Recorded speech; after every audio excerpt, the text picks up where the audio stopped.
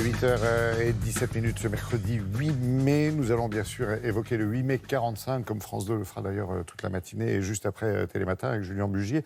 Mais avec vous cette fois-ci, Maud. Bonjour. Et pour commencer. Il n'y aurait jamais eu, c'est une évidence, de 8 mai 45 s'il n'y avait pas eu le 7 mai 45, qui était une date très importante. Et oui, tout s'est joué la veille en fait, puisque c'est à Reims, le 7 mai 1945, qu'a véritablement eu lieu la capitulation de l'Allemagne nazie. On l'oublie ça. En fait, fin avril, le général américain Eisenhower reçoit donc le général Jodl, qui est envoyé, son QG, donc qui est envoyé donc par l'amiral Dönitz, qui est vous savez le nouveau chef du Troisième Reich, puisqu'Adolf Hitler s'est suicidé. Les deux hommes donc négocient les termes de la capitulation et se donnent donc rendez-vous à Reims dans une école. Bon, et là, Eisenhower, pas clément du tout, le monsieur. C'est-à-dire que, justement, les Allemands espéraient qu'en négociant avec les Américains directement, ils feraient preuve d'un petit peu plus de clémence. Bien montrer que l'ennemi commun, c'était raté, en fait, puisque pas du tout de clémence de la part des Américains, qui ont été choqués par l'horreur des camps de concentration. Vous savez, les Américains ont libéré plusieurs camps de concentration, et donc, évidemment, Eisenhower a tout cela en tête et fait preuve d'une très grande fermeté. Et donc, ces hommes se retrouvent à 13 autour d'une grande table dans cette petite école de Reims, dont on voit les images dans un reportage donc, de France 2 qui a été diffusé en 1995 au moment des commémorations. Et c'est dans cette école aujourd'hui existe un musée consacré à la signature de cette capitulation.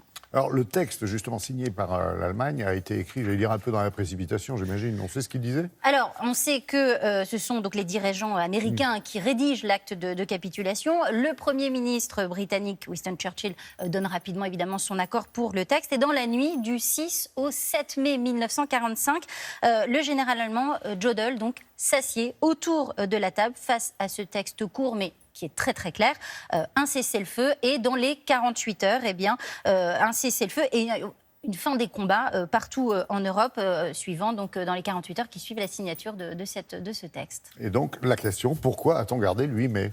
Alors, pourquoi est-ce qu'on a gardé le 8 mai ? Bien parce que les Russes n'étaient pas du tout contents. Joseph Staline n'a pas supporté de ne pas être convié à Reims, et surtout il estime bien que si on capitule, on doit capituler sur ses propres terres. Et donc il faut que le texte soit signé en territoire vaincu, à Berlin. C'est donc ce qui se passe le 8 mai 1945. On organise donc cette signature et puis une cérémonie, on va dire, pour que ce soit acté, tout simplement. Bon, une autre raison aussi au 8 mai.